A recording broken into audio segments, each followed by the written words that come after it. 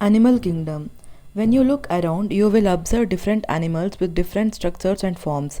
As over a million species of animals have been described till now, the need for classification becomes all the more important.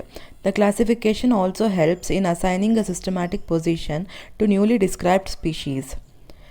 Basis of classification. In spite of differences in the structure and form of different animals, there are fundamental features common to various individuals in relation to the arrangement of cells, body symmetry, nature of coelom, patterns of digestive, circulatory, or reproductive systems. These features are used as the basis of animal classification, and some of them are discussed here. Levels of organization. Though all members of animals are multicellular, all of them do not exhibit the same pattern of organization of cells.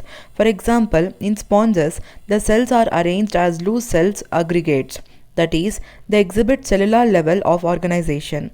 Some division of labor, that is, activities, occur among the cells.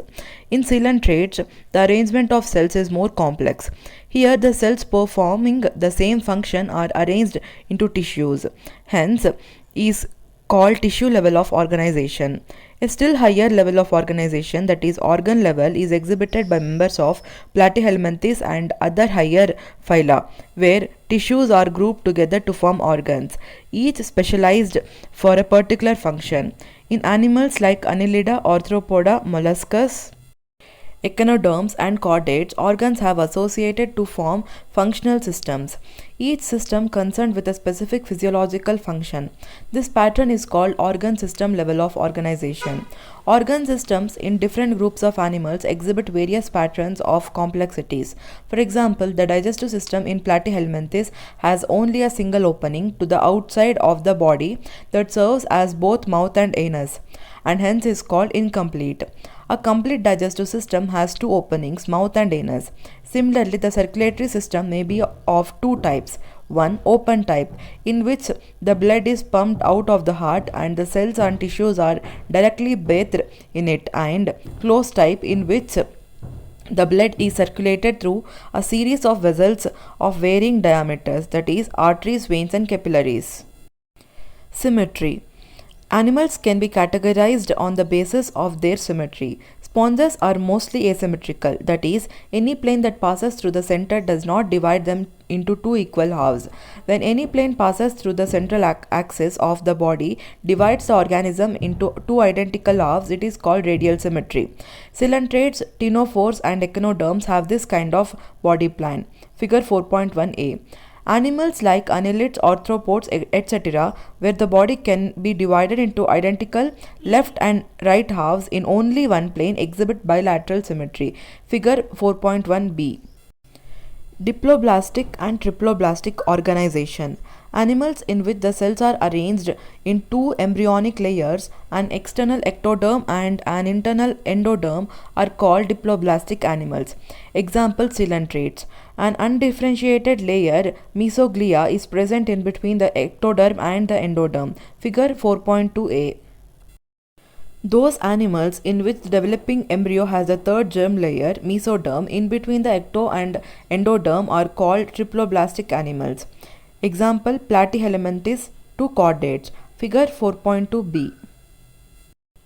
Figure 4.1a. Radial symmetry. Figure 4.1b. Bilateral symmetry. Figure 4.2 showing germinal layers, A. Diploblastic, B. Triploblastic. Coelom. Presence or absence of a cavity between the body wall and the gut wall is very important in classification.